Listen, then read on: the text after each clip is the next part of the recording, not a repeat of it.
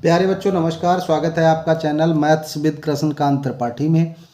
अब जो बच्चे कक्षा 9 से कक्षा 10 में आ गए हैं तो उनके लिए पढ़ाई शुरू करनी है। जिन लोगों ने पिछली साल मेरे चैनल से पढ़ाई की थी, जो भी मैंने इम्पोर्टेंट क्वेश्चंस बताए थे वो सारे के सारे प्रश्न बोर्ड परीक्षा में आपको मिले थे। तो आइए शुरू करते हैं। सबसे पहला चैप्टर है आपका वास्तविक संख्याएं। अब वास्तविक संख्याएं आपको पता होनी चाहिए। वास्तविक संख्याएं होती क्या हैं, इनकी परिभाषा तो पता होनी चाहिए। कोई चैप्टर का नाम है, कोई पूछ दे वास्तविक संख्याएं होती क्या, यही आपको नहीं पता। तो वास्तविक संख्याएं क्या होती हैं? वास्तविक संख्याएं में आप उसको बताएंगे, अगर कोई भी पूछता है तो सभी परिमेय संख्याएं और सभी अपरिमेय संख्याएं, ये सभी वास्तविक संख्याएं होती हैं। क्या कौन सी? सभी परिमेय और सभी अपरिमेय संख्याएं। अपरिमेय संख्या आपने कक्षा 8 में पढ़ी होगी, कक्षा 7 में पढ़ी होगी, लेकिन फिर भी मैं आपको यहाँ रिवीजन करवाऊंगा उनका। अब परिमेय संख्याओं से निकल के आता है, परिमेय संख्याएं कौन कौन सी होती हैं? तो जो सभी कौन सी संख्याएं होती हैं? प्राकृतिक संख्याएं। जो सभी प्राकृतिक संख्याएं हैं वो कैसी हैं? सभी परिमेय संख्याएं हैं। तो प्राकृतिक संख्याओं के बारे में आप जानते होंगे, नहीं जानते हैं तो समझ लीजिए। प्राकृतिक संख्याएं कौन कौन सी होती हैं? जो गिनती के लिए प्रयोग की जाए। अब गिनती अगर आप शुरू करते हैं तो कहाँ से शुरू करेंगे? 1 2 3 4 ऐसे तो शुरू करते हैं 1 से। तो ये सभी प्राकृतिक संख्याएं होती हैं। आप ये कहेंगे ये हमें आप क्यों बता रहे हैं, ये तो हमने पीछे क्लास में पढ़ रखा है। अरे भैया, इसी से 1-2 नंबर के प्रश्न केवल इस इंट्रो से ही आपको मिलेंगे। ये जो मैं बता रहा हूँ इनसे कॉन्सेप्ट निकल के आएंगे, उन्हीं से प्रश्न बनते हैं। प्राकृतिक संख्याएं या आपने पढ़ ली तो आपसे पूछ देगा सबसे छोटी प्राकृतिक संख्या कौन है। ये तो बहुत सरल सवाल हो गया, बता देंगे आप 1 है, लेकिन वहाँ जब 4 ऑप्शन मिलेंगे उसमें 0 भी लिखा होगा तब आप भटक जाएंगे और 0 में लगा देंगे, जबकि 0 को प्राकृतिक संख्या में नहीं गिना जाता है। ये याद रखेंगे, 0 प्राकृतिक संख्या नहीं है, प्राकृतिक नहीं है, ये याद रखना है। 0 क्या है? प्राकृतिक संख्या नहीं है। अब अच्छा, इससे एक कॉन्सेप्ट और निकल के आता है। कोई प्राकृतिक संख्या ले लें तो उसके एक पीछे की संख्या हमको मिल जाती है और एक आगे की संख्या मिल जाती है। तो पीछे वाली संख्या को, जो जैसे 3 के पीछे, 3 की पूर्ववर्ती, पीछे वाली संख्या को क्या बोल देते हैं? पूर्ववर्ती, या ठीक बाद आने वाला। तो पूर्ववर्ती को कैसे निकालते हैं? उससे 1 कम करके निकालते हैं। और 3 की अनुवर्ती या उत्तरवर्ती कह देते हैं, या ठीक बाद आने वाला। तो उसे कैसे निकालते हैं? 1 आगे बढ़ा दीजिए तो 3 के आगे आपको पता चल जाएगा 4। लेकिन ये ऐसा प्रश्न नहीं आता परीक्षा में। परीक्षा में कैसा प्रश्न आएगा? परीक्षा में थोड़ा आप क्लास 10th लेवल का आएगा, जैसे 2a + 4 के ठीक आगे, ठीक बाद आने वाली या ठीक आगे आने वाली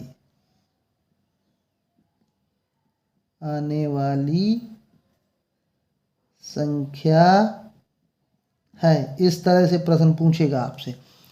तो अब यही कॉन्सेप्ट आप लगाना है, यानी कि अनुवर्ती वाला। तो ठीक आगे वाली का मतलब क्या हुआ? ठीक आगे वाली में हम क्या करते हैं? 1 जोड़ते हैं। तो इस तरह से ऑप्शन जो होंगे 2a + 5 वाला जो ऑप्शन होगा वो आपका सही होगा। ऑप्शन तो आपको 4 दिए होंगे क्योंकि 20 नंबर के ऑप्शनल सवाल आने लगे हैं, ये तो आपको पता होगा। इसी तरह से दे देगा 6a - 3 से ठीक पहले आने वाली, ठीक पहले आने वाली संख्या बताइए। तो बता ही नहीं पाते हैं बच्चे। तो ठीक पहले आने वाली यानी कि उससे 1 और घटाना है। तो यहाँ पे क्या करते हैं, यहाँ पे -2 लिख देते हैं। अरे ठीक पहले आएगी तो एक घटाना पड़ेगा, तो ये भी तो माइनस का है, तो माइनस माइनस क्या हो जाएगा, माइनस माइनस की संख्याएं जुड़ जाती हैं, 6 से -4 रहेगा। तो ये कॉन्सेप्ट आपको याद रखना है। इस तरह के प्रश्न 20 नंबर में जो प्रश्न आते हैं उनमें निश्चित ही ये पूछा जाता है। तो ये प्राकृतिक संख्याओं से आपका कॉन्सेप्ट क्लियर हुआ। दूसरा होता है पूर्ण संख्याएं। पूर्ण संख्याएं क्या होती हैं, जब प्राकृतिक संख्याओं में हम 0 को भी मिला देते हैं तब ये पूरा सेट बन जाता है पूर्ण संख्याओं का। तो इससे आपसे प्रश्न पूछा जा सकता है कंफ्यूज करने के लिए कि सबसे छोटी पूर्ण संख्या या सबसे छोटी प्राकृतिक संख्या वाला, जो मैंने पहले बताया उसी तरह से प्रश्न इसमें आता है। अब तीसरी संख्या आपकी है सम संख्या। तो सम संख्याएं ये प्राकृतिक के ही भाग चल रहे हैं। सम संख्याएं क्या होती हैं आपको पता है, जो संख्याएं 2 से पूर्णता कट जाती हैं या 2 से पूरी पूरी विभाजित हो जाती हैं वे संख्याएं सम संख्याएं होती हैं। क्या बताया मैंने, जो संख्याएं 2 से पूरी पूरी कट जाती हैं या पूरा पूरा 2 का भाग चला जाता है उनमें, वो संख्याएं क्या होती हैं, सम संख्याएं होती हैं। तो इस कॉन्सेप्ट से भी प्रश्न आपसे पूछा जाता है। किस लिख देगा, कैसे लिखेगा, किसी पूर्णांक, अब पूर्णांक है यानी कि p कोई संख्या हो सकती, किसी पूर्णांक p के लिए सम संख्या होगी। अब क्या होता है कि 4 ऑप्शन आपको दे देता है, कैसे 2p + 1, 2p, 2p - 1, p + 1, ये 4 ऑप्शन आपको दिए गए हैं। अब p के लिए सम संख्या होगी आपका, पूर्णांक p है। अब कोई संख्या आप ले लीजिए, जैसे 2 एकम 2 और 4 को कैसे लिख सकते हैं, 2 दूनी 4, 2 तिया 6। तो यहाँ पे देखो क्रम से 1 2 3 आ रहा है, लेकिन सबके गुणे में 2 आ रहा है। तो ऐसी संख्या अगर हमें p कोई संख्या मान लें, p 2 भी हो सकता है, 3 भी हो सकता है, 1 भी हो सकता है, 4 भी हो सकता है, लेकिन सम के लिए क्या होना चाहिए, कॉमन उसमें 2 आना चाहिए, 2 का गुणनखंड उसमें शामिल होना चाहिए। तो इसी में से 2 का गुणनखंड शामिल है, यहाँ 2 का गुणनखंड शामिल लेकिन 1 जोड़ दोगे, यहाँ 2 का गुणनखंड शामिल लेकिन 1 घटा दोगे। यहाँ अगर p का मान 1 होगा तब तो 2 हो जाएगा, लेकिन 2 होगा तब 3 हो जाएगा। तो p तो कोई संख्या हो सकती है, तो उसके लिए ऑप्शन कौन सा सही होगा, 2p।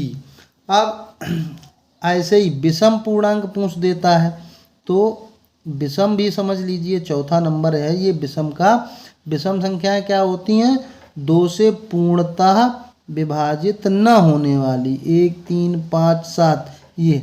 तो ये क्या है, जैसे 2 गुणा 0 कर लो प्लस 1 कर दो, 2 गुणा 1 कर दो प्लस 1 कर दो, 2 एकम 2 1 3 मिल गया। 5 को कैसे लिख सकते हैं, 2 गुणा 2 कर दिया प्लस 1 मिल गया। 7 को कैसे लिख सकते हैं, 2 गुणा 3 कर दिया प्लस 1 मिल गया।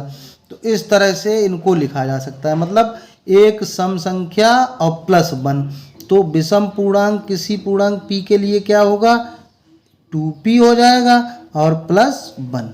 ये ऑप्शन जिसमें होगा वो विषम पूर्णांक के लिए होगा, और ये ऑप्शन जिसमें होगा वो सम पूर्णांक के लिए होगा। ये प्रश्न कई बार परीक्षा में पूछे गए हैं और आगे भी पूछे जाते रहेंगे, इसलिए इनको आप ढंग से समझ लीजिए कि सम के लिए केवल 2 का गुणनखंड होना चाहिए और विषम के लिए उसमें 1 जुड़ा होना चाहिए।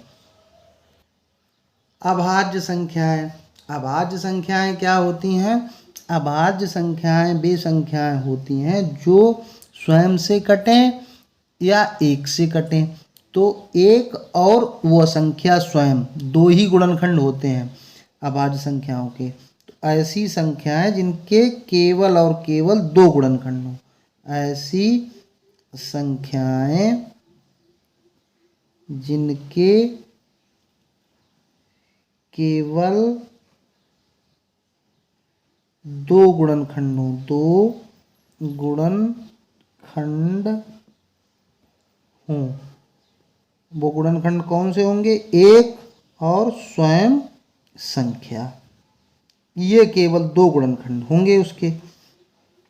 एक होगा गुणनखंड उसका, क्योंकि एक का गुणा करो किसी संख्या में वही संख्या आएगी और वो संख्या हो जाएगी।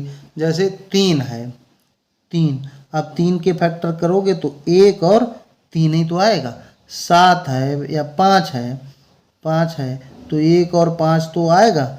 7 के गुणनखंड पूछें आपसे तो 1 और 7 ही तो आएगा।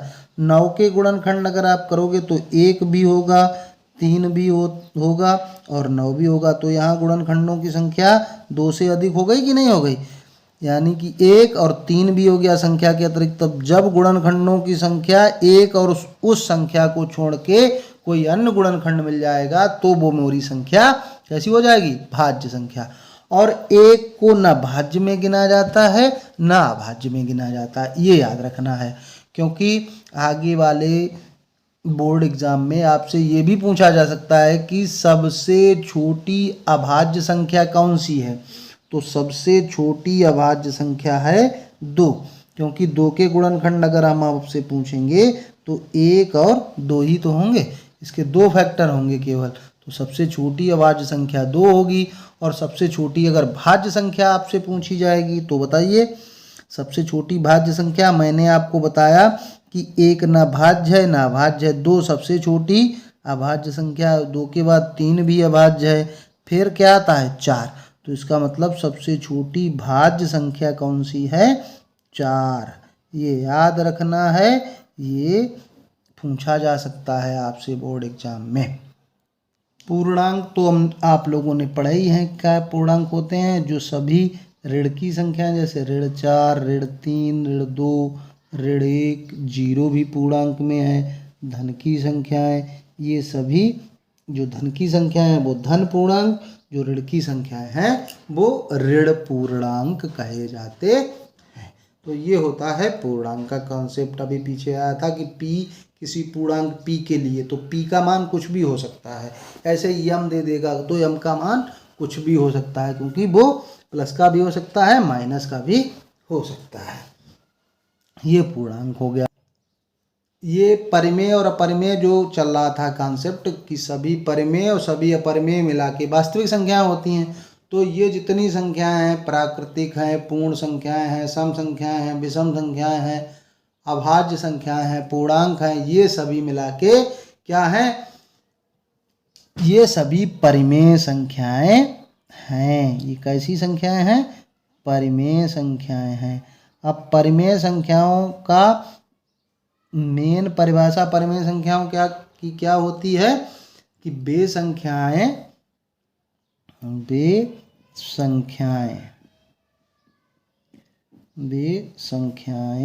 जो a/b कहीं लिखा होता है किताब में, a/b या p/q। a/b मनोहर रे वाली किताब में लिखा हुआ है। अगर आप मनोहर रे वाली किताब से पढ़ते हैं तो मुझे कमेंट करके बताइए, मैं उसके भी सल्यूशन आपको प्रोवाइड कराऊंगा, लेकिन कमेंट करके बताइएगा। p/q के रूप में लिखी जा सकती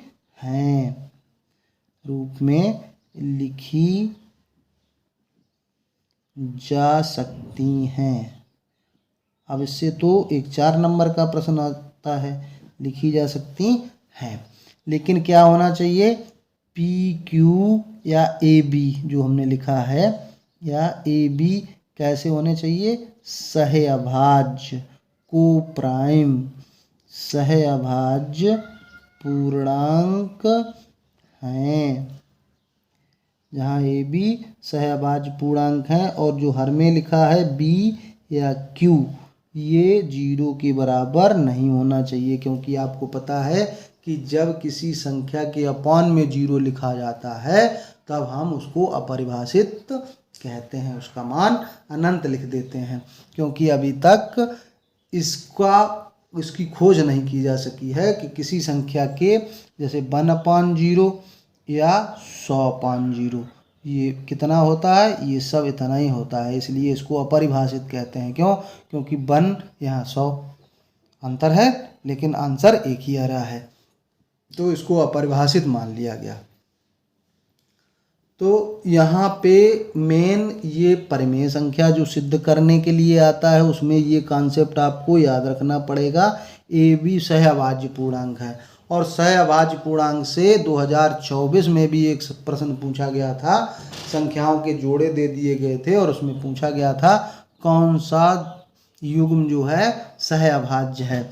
तो हम आपको बता देते हैं कि जैसे ऐसे लिख दिया, दो संख्याएं लिखेगा कोई, इन दोनों संख्याओं में ये ढूंढना है कि पहली संख्या से दूसरी संख्या, दूसरी से पहली कटती तो नहीं है, या कोई गुणनखंड ऐसा तो नहीं है जो दोनों को काट दे।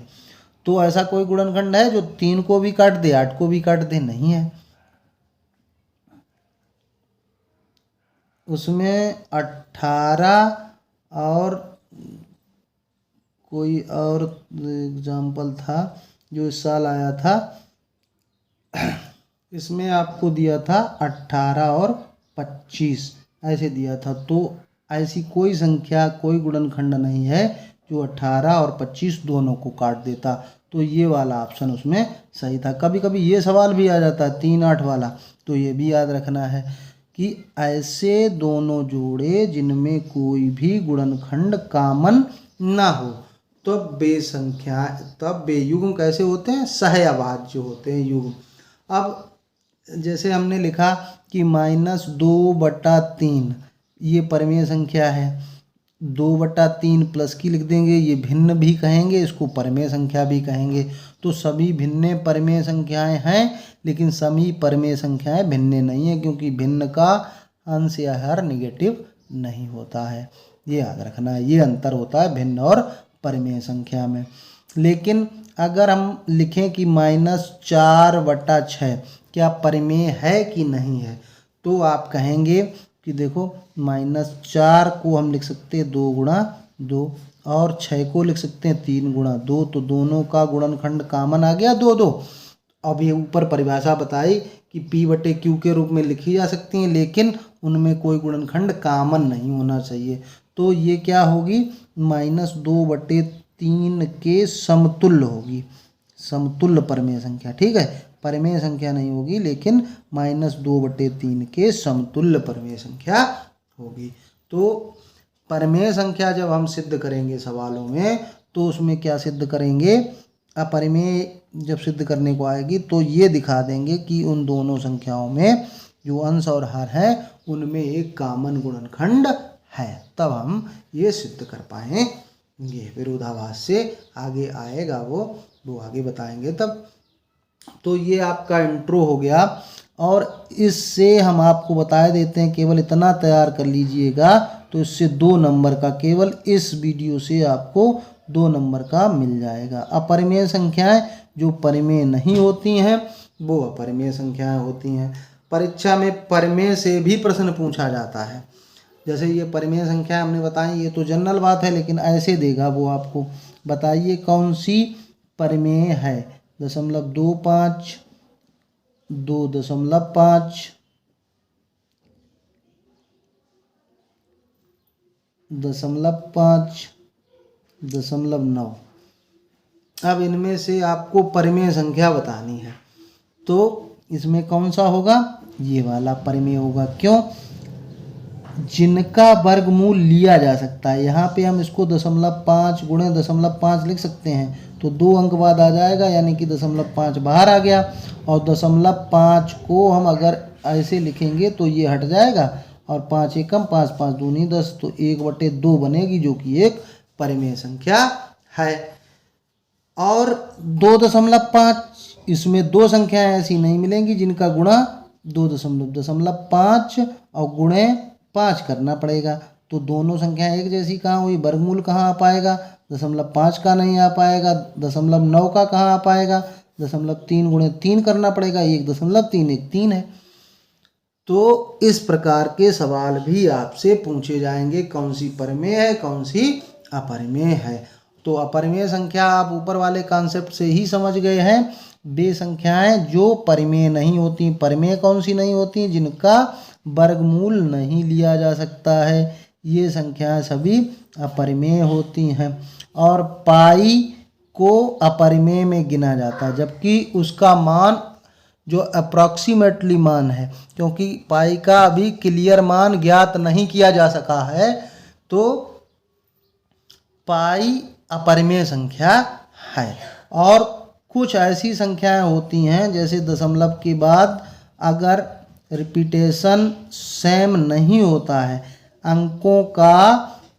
अंकों की पुनरावृत्ति एक जैसी नहीं होती है और डॉट डॉट लगा होता है, तो ये सभी संख्याएं अपरिमेय होती हैं। जबकि अगर दशमलव के बाद एक जैसी संख्याएं रिपीट हो रही हैं तो वो परिमेय होती हैं संख्याएं। क्या होती हैं? अगर एक जैसे अंक रिपीट हो रहे हैं तो कैसी होगी संख्या? परिमेय होगी। अगर एक जैसे अंक रिपीट नहीं होंगे तो संख्या अपरिमेय होगी। तो ये पूरा कॉन्सेप्ट आपका हो गया है। इस पूरे कॉन्सेप्ट को अगर आप समझ जाएंगे, इतना पूरा कर लेंगे, तो आपके 2 से 3 नंबर क्लियर हो जाएंगे। और अगले वीडियो में आपको एक्सरसाइज शुरू करेंगे।